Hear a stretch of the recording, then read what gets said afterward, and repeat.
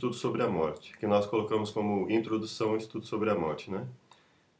Esse estudo nós podemos também chamar de introdução ao estudo da Nova Terra. E todos esses são estudos iniciais em que a gente tenta contextualizar um pouco em relação ao que está no estudo original. Deus fez o homem do pó da terra e soprou nele fôlego de vida, então o homem se tornou alma vivente. A alma na Bíblia é uma pessoa. A morte é um estado de inconsciência e Jesus a considerou um sono. Os mortos não sabem de coisa alguma, quando a pessoa morre, a mente se apaga. O corpo volta a ser pó e o fôlego de vida volta a Deus. Os mortos justos ficarão na sepultura até a volta de Jesus. Estudo 10. Nova Terra. Na nova terra não haverá mais pecado. Jesus enxugará toda lágrima, não haverá morte, nem luto, nem dor, não existirão desemprego, ódio, separação, nem desigualdades. Viveremos eternamente. Leão e cordeiro pastarão juntos. O sábado será um dia especial de adoração. Teremos mansões e trabalho útil. Conviveremos pessoalmente com Cristo. Todos nós almejamos ardentemente um mundo sem dor, sofrimento, luto nem pranto. Cansados como estamos do mundo atual e suas dores. Para a mentalidade materialista e descrente, isso é utopia. Mas a Bíblia fala de realidades a nós prometidas e preparadas por um ser que jamais falha. O que o Senhor prometeu criar após o milênio? Segunda carta de Pedro, capítulo 3, verso 13. Então nós vamos usar inicialmente a Bíblia Thompson, mas também o verso que já está aqui, não é? Nós, porém, segundo a sua promessa, esperamos novos céus e nova terra, nos quais habita a justiça. 2 Pedro, capítulo 3, verso 13.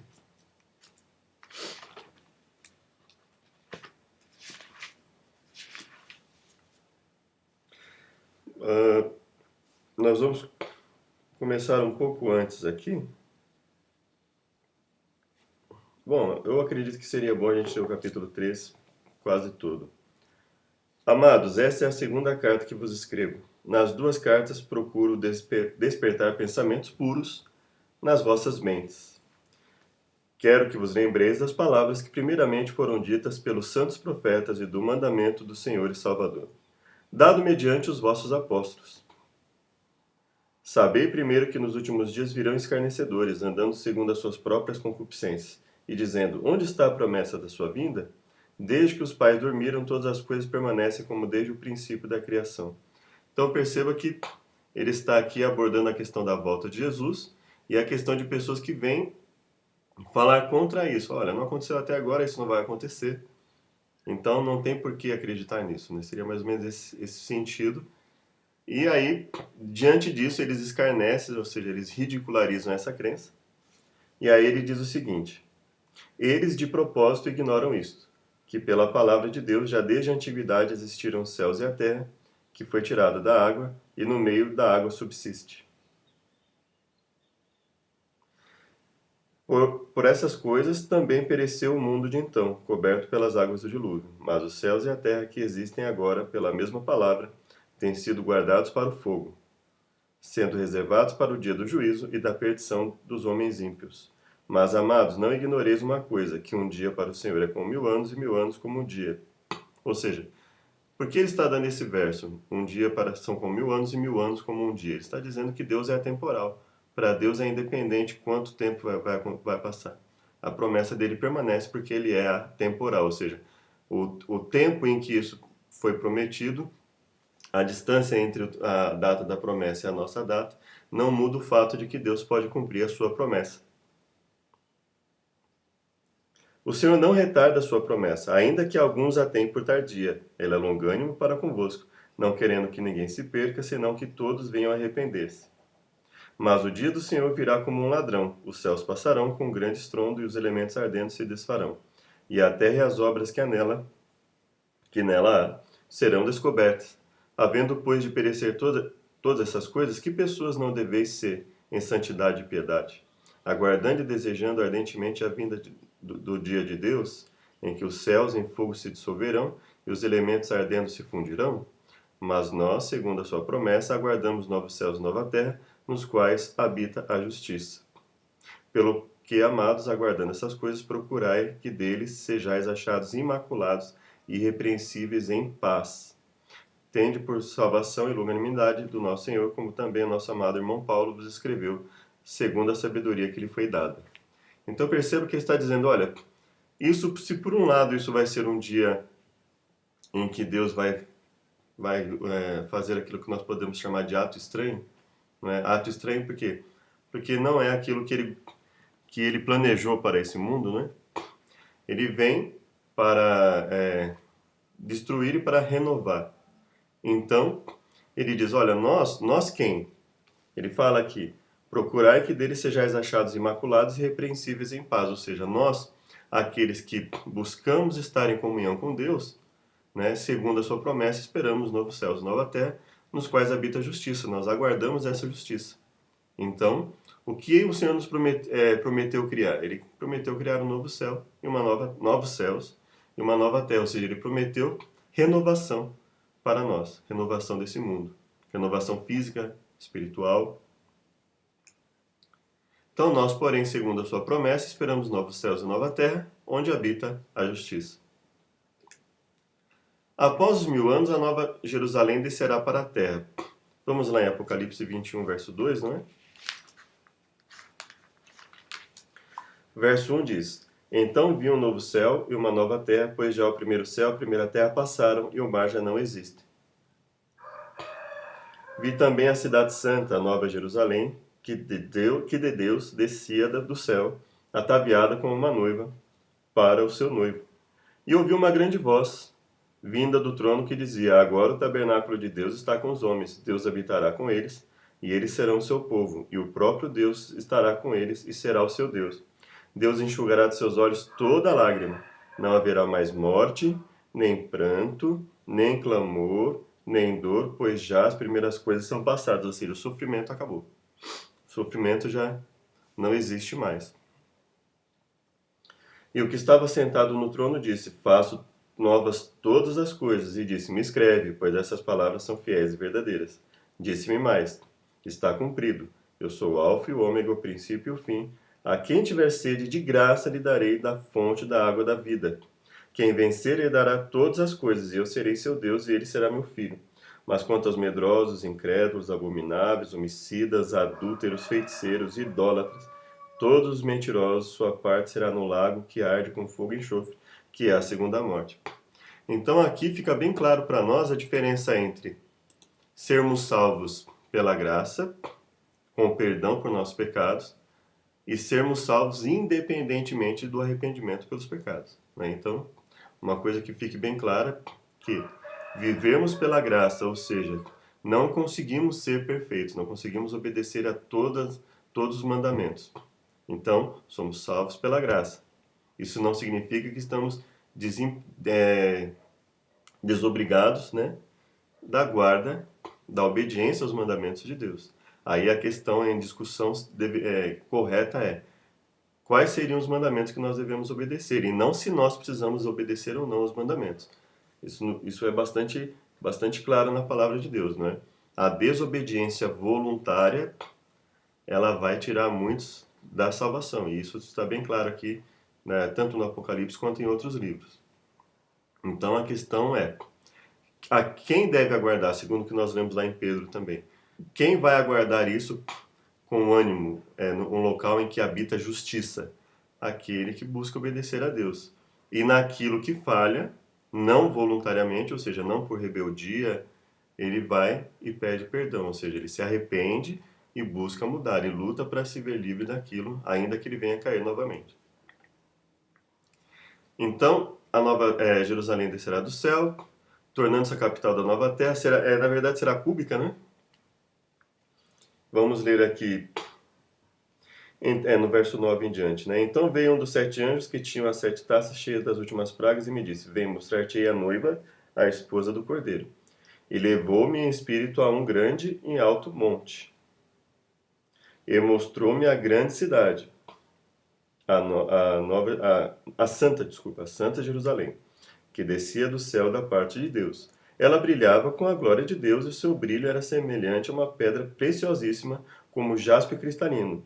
Tinha grande e alto muro com 12 portas, e nas portas 12 anjos, e nomes sobre elas, que são os nomes das 12 tribos de Israel. Então, nas portas, cada uma das portas, o nome de uma das tribos de Israel.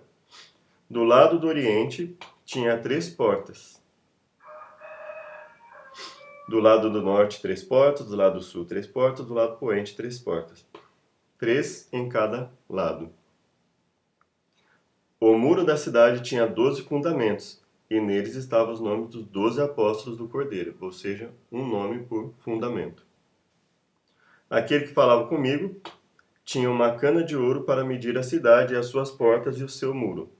A cidade era quadrangular, o seu comprimento era igual à sua largura. Mediu a cidade com a cana e tinha ela 12.000 estádios de comprimento, e a largura e a altura eram iguais. Ele mediu seu muro e era de 144 côvados,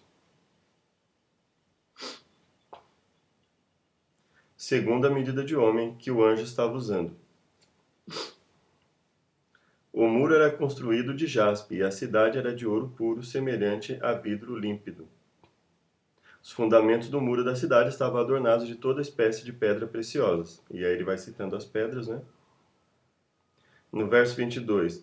Nela não vi templo, porque o seu templo é o Senhor Deus Todo-Poderoso e o Cordeiro. A cidade não necessita de sol nem da lua, para que nela resplandeçam. Ou seja, ela vai resplandecer independente do sol e da lua. Ela não, ele fala não necessita, não quer dizer que não estejam, que não continuem ali no céu o sol e a lua. Eles não necessitam disso para resplandecer, é o que o texto diz, né? Não necessita nem de sol nem de lua para que nela resplandeçam, pois a glória de Deus a ilumina e o Cordeiro é a sua lâmpada. As nações andarão à sua luz, e os reis da terra trarão para ela a sua glória e honra. Suas portas não se fecharão de dia, e noite ali não haverá. E a ela trarão a glória e a honra das nações. E não entrará nela coisa alguma impura, nem o que pratica abominação ou mentira, mas somente os que estão escritos no livro da vida do Cordeiro. Interessante, então, que ele coloca isso como uma mudança completa, né? Ou seja, não tem morte, não tem dor, não tem choro, né? Vai habitar a justiça. Aquele que tem a intenção de praticar a impiedade, a injustiça, ele não vai participar disso. E os versos 22, 1 e 2, não é? Então me mostrou o rio d'água da vida, claro como cristal que procedia do trono de Deus e do Cordeiro. No meio da sua praça, em ambas as margens do rio, estava a árvore da vida, que produz 12 frutos, dando seu fruto de mês em mês. E as folhas da árvore são para a cura das nações. Aqui, se eu não estiver enganado, é como se fosse uma homeopatia, uma manutenção da saúde, ou seja, manter sempre a saúde. Nós teremos saúde sempre, porque tanto o fruto como a sua folha eles servem para nos manter uma situação de saúde perpétua.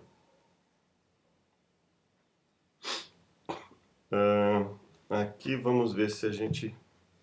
Bom, posteriormente nós vamos ter mais informações, aí a gente vai comentando. Quem ficará fora da cidade e quem entrará nela?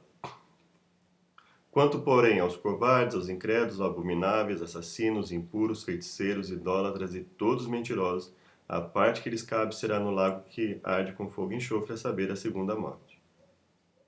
Nela nunca jamais penetrará coisa alguma contaminada, nem o que pratica abominação e mentira, mas somente os escritos no livro da vida do Cordeiro. Como desconhecidos e, entretanto, bem conhecidos, como se estivéssemos morrendo, e contudo eis que vivemos como castigados, porém não mortos, entristecidos, mas sempre alegres, pobres, mas enriquecendo a muitos, nada tendo, mas possuindo tudo. Esses, não quer dizer que esses ficarão de fora, tá? Vamos ler o contexto de Coríntios para entender o porquê esse verso está colocado aqui. Esse seria uma antítese, um contraponto àqueles que não entrarão, não é? 2 Coríntios capítulo 6. Então nós vamos ler um pouco mais aqui as dificuldades de Paulo. Antes, no verso 4, capítulo 6, verso 4, de 2 Coríntios.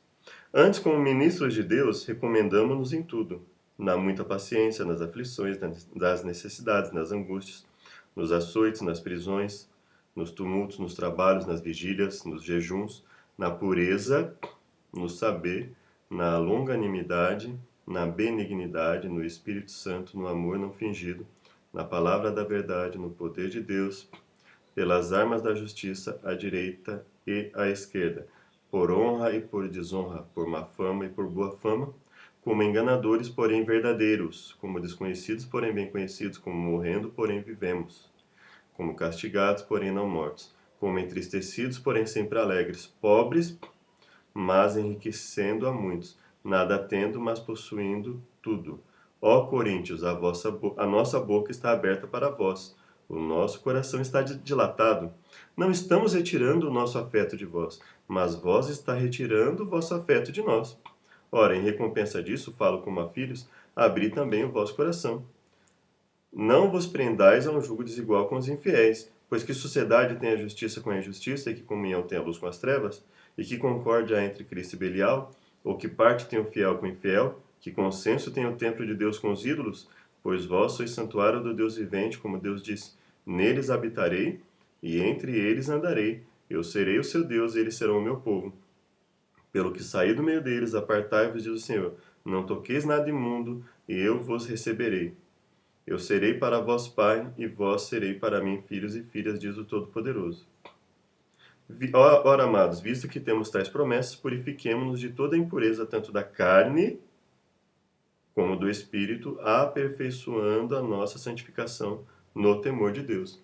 Então aqui ele está fazendo um contraponto. Então nós temos aqui a distinção entre aquele que vai ficar de fora e aquele que vai entrar. Quem é aquele que tem a comunhão? Aquele que se abstém do que é errado, aquele que busca fazer a vontade de Deus. E aquele que não busca fazer isso é o que estará de fora, né? Fora da cidade, né? E quem entrará nela? Então aqui esse verso está se referindo a quem entra nela. Aquele que vive uma vida de altruísmo, que vive uma vida de abnegação, que vive uma vida de busca de comunhão com Deus. Ficarão de fora os incrédulos, assassinos, impuros, feiticeiros, idólatras e mentirosos. Entrarão somente aqueles que têm o nome no livro da vida. Então, o que não entrará na nova terra? Eles enxugará dos olhos toda lágrima, e a morte não existirá. Não haverá luto, nem pranto, nem dor, porque as primeiras coisas passaram. Então se abrirão os olhos dos cegos e se desimpedirão os ouvidos dos surdos. Os coxos saltarão como cervos, e a língua dos mudos cantará, pois águas arrebentarão no deserto e ribeiros no ermo. Nós vamos lá em Isaías 35, não é? Só para nós entendermos um pouco, tentarmos entender um pouco o contexto imediato desse verso.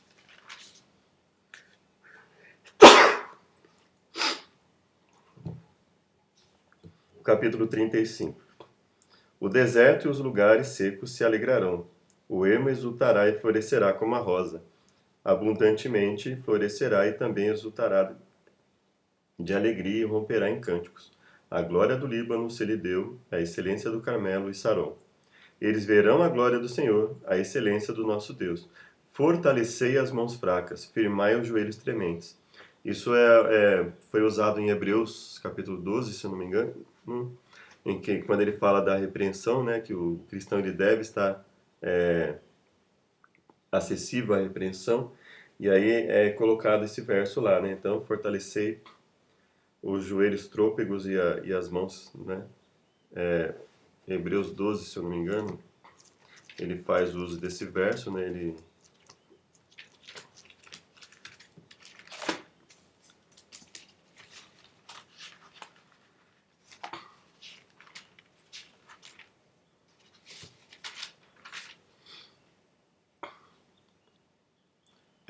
Hebreus 12, 12. Portanto, levantai as mãos cansadas e os joelhos vacilantes, né?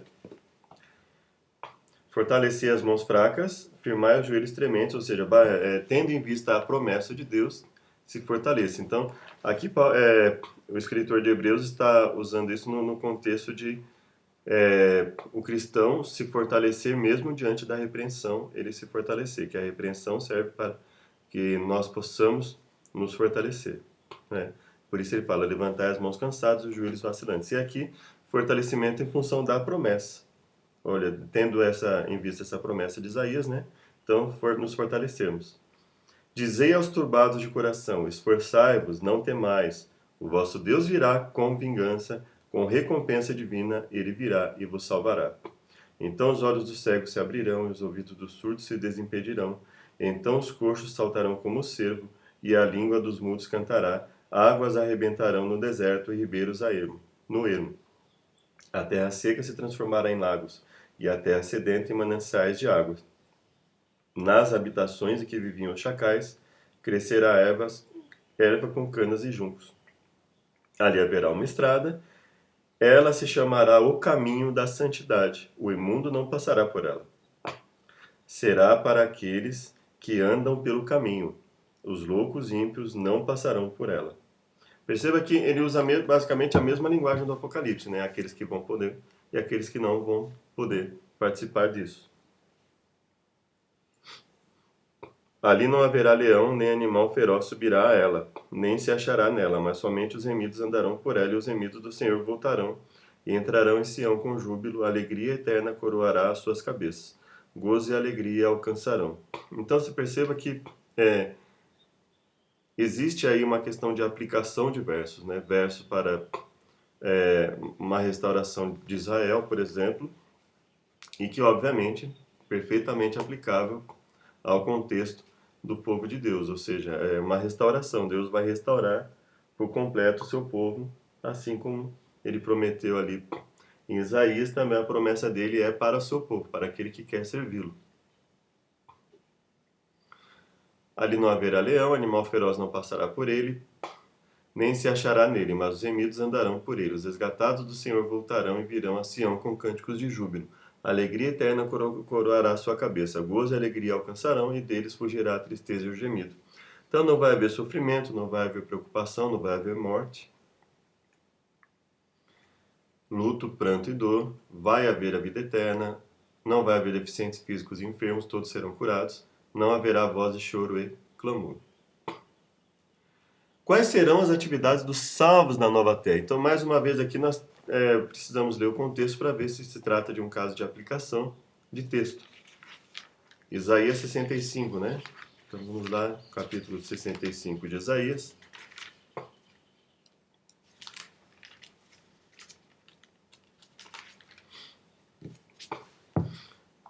Fui buscado dos que não perguntavam por mim, fui achado daqueles que não me buscavam. A um povo que não invocava o meu nome, eu disse: eis-me aqui, eis-me aqui.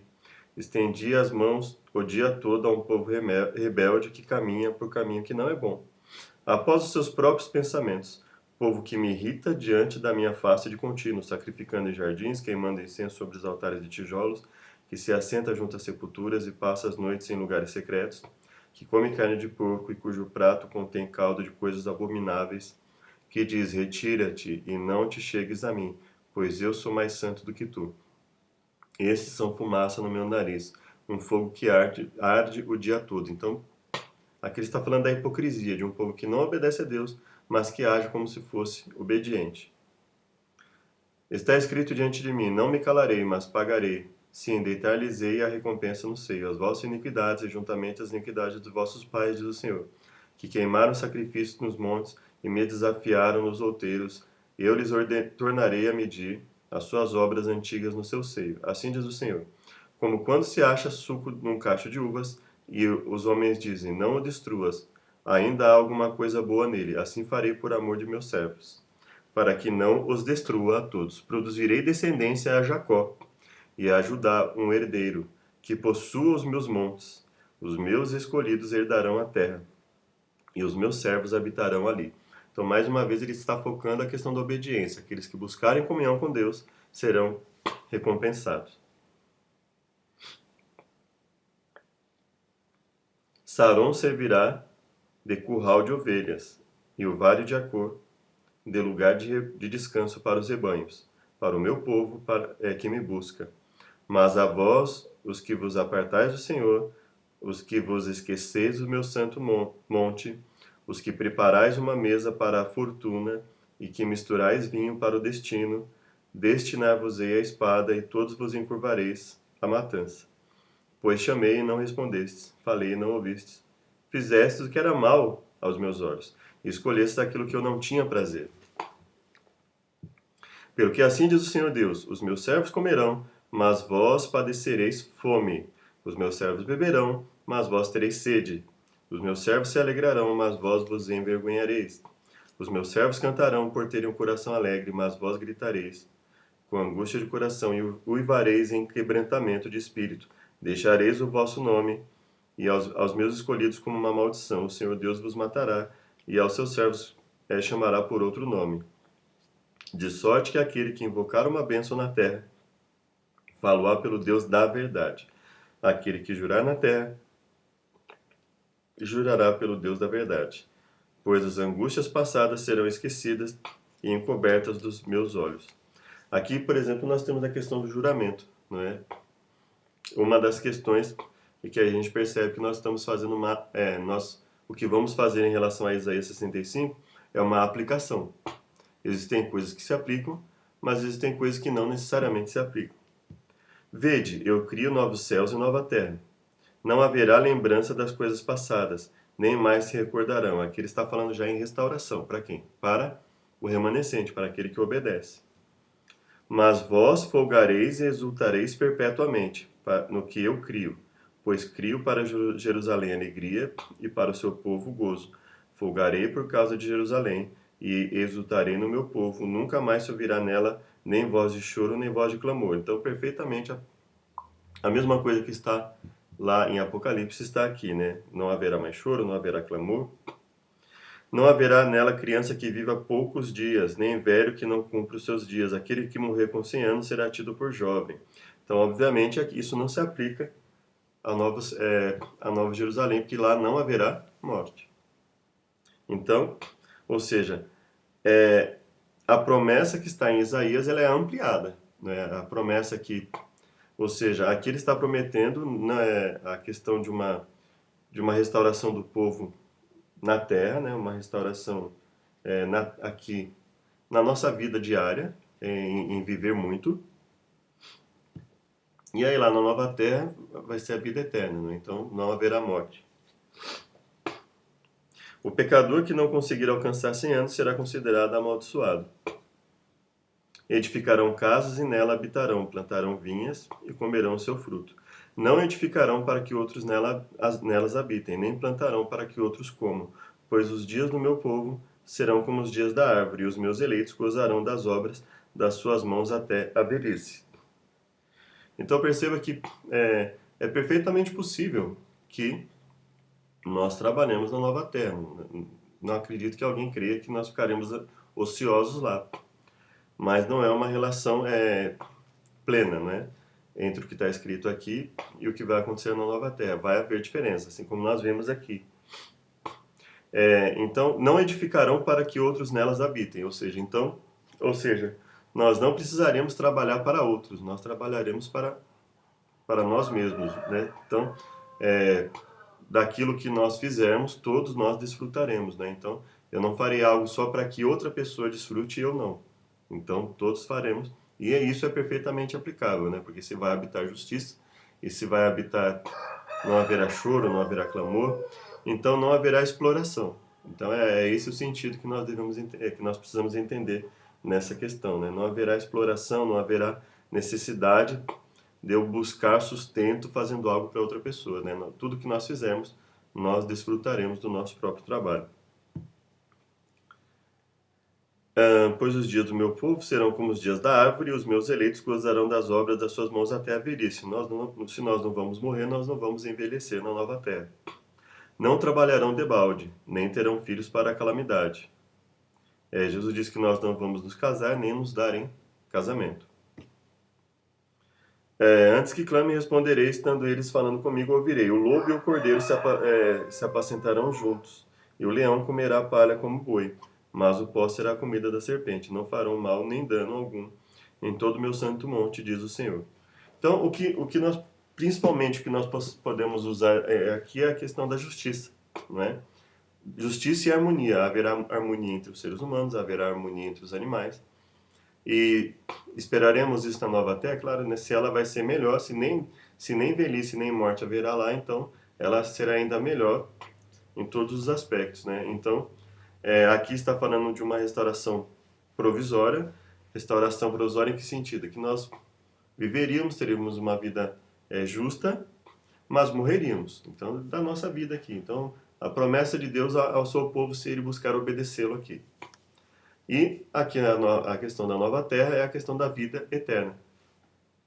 Ou seja, posterior a isso, quando Jesus voltar, como será isso, né? Então essa é uma promessa ainda maior. Aqui nós já lemos, né? Edificarão casas e nelas habitarão, plantarão vinhas e comerão seu fruto, não edificarão para que outros habitem. Então a questão da harmonia, da justiça. Plantarão vinhas, cada um desfrutará do trabalho de suas mãos. Como serão os animais? Nós já lemos, né? Pastarão juntos.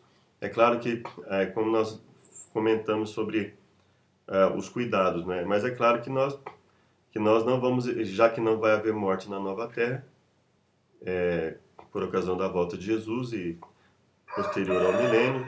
Então, na nova terra, se não haverá morte, então, obviamente, o lobo e o cordeiro pastarão juntos, sim, e não haverá nenhum problema. Não, isso é perfeitamente aplicável à nova terra prometida ali no Apocalipse. Não se fará mal nem dano algum em todo o meu santo monte, diz o Senhor. Então, em toda restauração, Deus promete justiça, Deus promete harmonia e justiça. O lobo e o cordeiro pastarão juntos. Quão frequentemente os salvos adorarão a Deus? Esse é um verso um tanto polêmico sobre o alcance e a aplicação dele, né? Mas o importante é que nós tenhamos em mente que frequentemente nós vamos adorar a Deus e que, nesse contexto, em que está falando de toda a carne, de toda a humanidade, ele está colocando tanto o sábado como a lua nova como marcos de tempo. Ou seja, ele mantém o sábado como um marco semanal, delimitação de semana, ou seja, o sábado continua sendo o delimitador da semana, o último dia da semana, o sétimo dia. A lua nova continuando a ser um delimitador mensal, ou seja, continua havendo delimitadores de tempo. Porque como os novos céus e a nova terra que hei de fazer estarão diante de mim, diz o Senhor, assim há de estar a vossa posteridade e o vosso nome. E será que de uma festa da lua nova a outra e de um sábado a outro virá toda a carne a adorar perante mim, diz o Senhor. Isaías 66, 22, 23. Então, vamos ver aqui a partir do verso... Vou ler a partir do verso 12, de Isaías 66. Porque assim diz o Senhor, estenderei sobre ela a paz como um rio, e a glória das nações como um ribeiro que transborda. Então sereis amamentados, sereis carregados ao colo, e sobre os joelhos sereis afagados. Como alguém a quem a sua mãe consola, assim eu vos consolarei.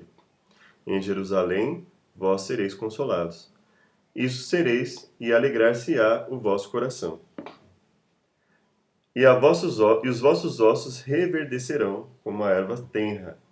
A mão do Senhor será notória aos seus servos, e ele se indignará contra os seus inimigos. O Senhor virá como fogo, virá em fogo, e os seus carros como um torvelinho, para tornar a sua ira em furor, e a sua repreensão em chamas de fogo. Porque com fogo e com a sua espada entrará o Senhor em juízo com toda a carne, e os mortos do Senhor serão multiplicados. Os que se santificam e se purificam, para entrarem nos jardins após aquele que está no meio dos que comem carne de porco, e ratos e outras abominações, juntamente serão consumidos, diz o Senhor.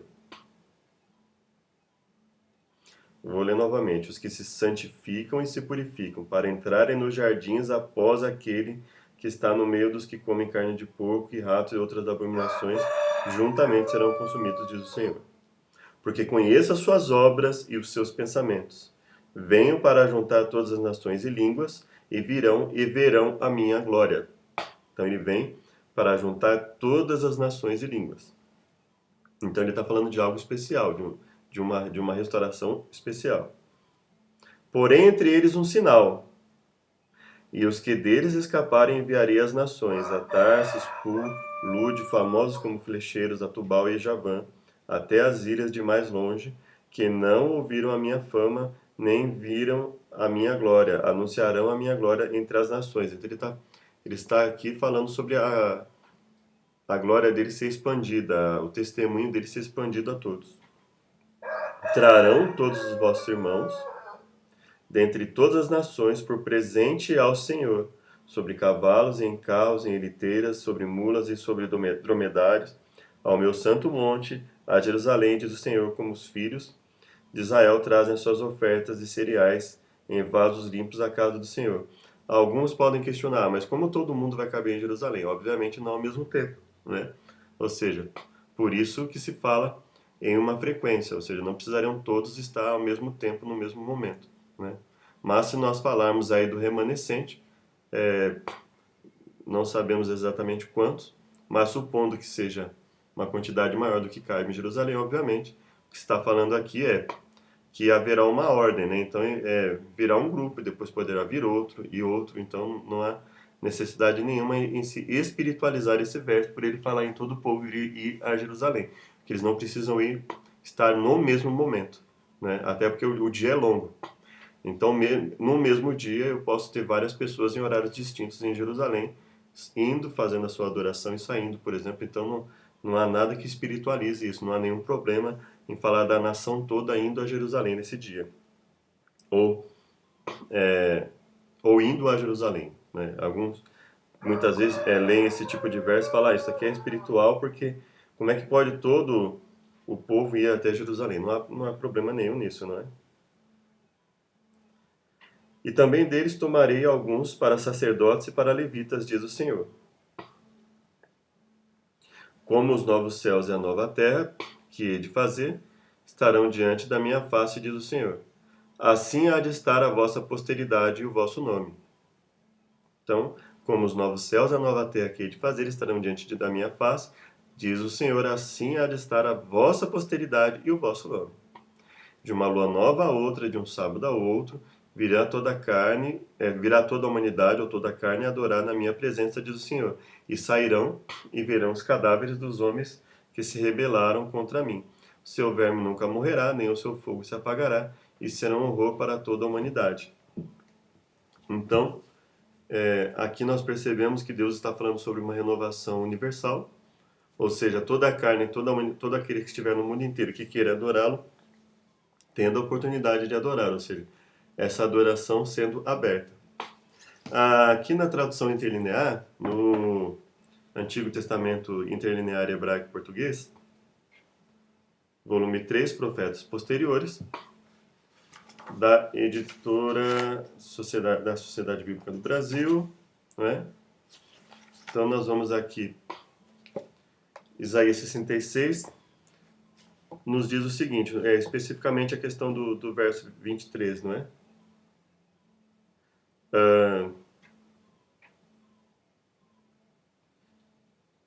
E acontecerá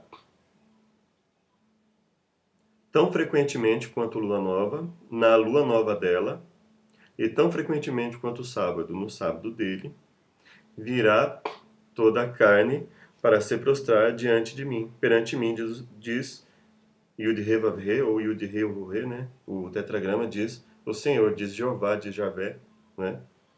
E sairão e verão os cadáveres de homens que se voltaram contra mim. O verme deles não morrerá, e o fogo deles não se apagará, e serão aversão para toda a carne. Então, interessante que ele fala, tão frequente, né, tão frequente quanto a lua nova, na lua nova dela, tão frequente quanto o sábado, no sábado dele.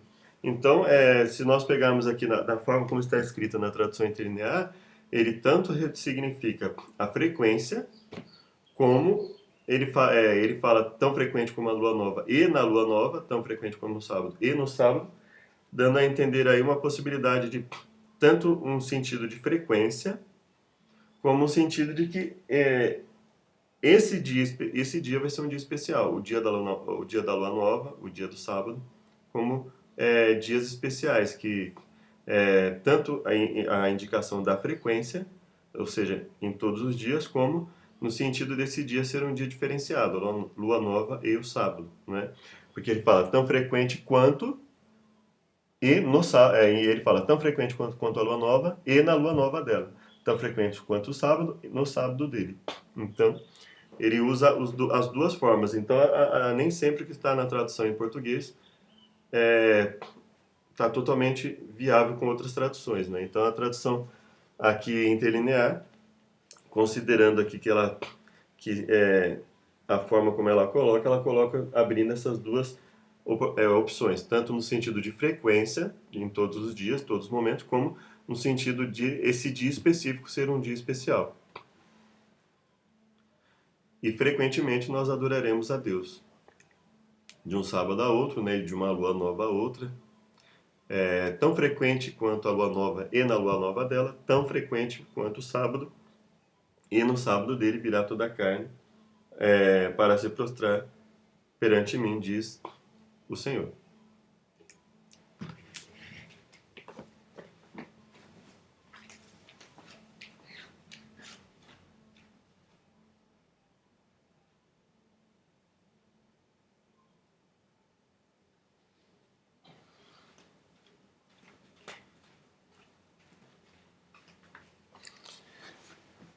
Para quem Deus preparou essa cidade? 1 Coríntios 2, verso 9. Mas como está escrito, nem olhos viram, nem ouvidos ouviram, nem jamais penetrou em coração humano o que Deus tem preparado para aqueles que o amam. 1 Coríntios 2, verso 9.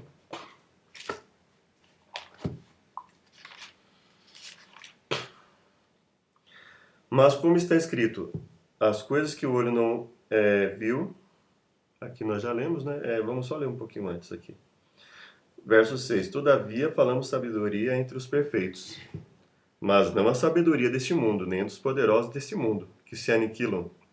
Não falamos a sabedoria de Deus oculta em mistério, a qual Deus ordenou antes dos séculos para a nossa glória. Nenhum dos poderosos desse mundo a conheceu, pois se a tivesse conhecido, jamais teriam crucificado o Senhor da glória. Mas como está escrito, as coisas que o olho não viu e o ouvido não ouviu, e não subiram ao coração do homem, são as que Deus preparou para os que o amam. Mas Deus não las revelou pelo seu Espírito. O Espírito penetra todas as coisas, até mesmo as profundas de Deus. Pois qual dos homens sabe as coisas do homem, senão o Espírito do homem que nele está? Assim também, ninguém sabe as coisas de Deus, senão o Espírito de Deus. Mas nós não recebemos o Espírito do mundo, mas o Espírito que provém de Deus, para que pudéssemos conhecer o que nos é dado gratuitamente por Deus. Disto também falamos, não com palavras de sabedoria humana, mas com as que o Espírito Santo ensina, comparando as coisas espirituais com as espirituais. Então, para quem Deus preparou? Para aqueles que buscam discernir espiritualmente as coisas, para aqueles que buscam a comunhão com Deus.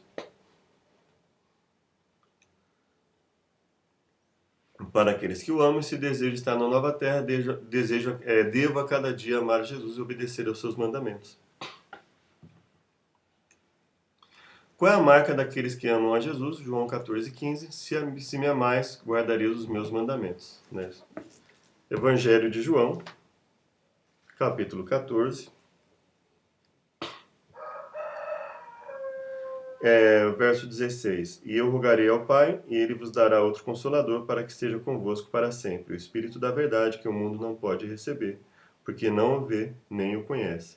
Mas vós o conheceis, pois habita convosco e estará em vós. Não vos deixarei órfãos, virei para vós. Verso 21. Aquele que tem os meus mandamentos e os guarda, esse é o que me ama.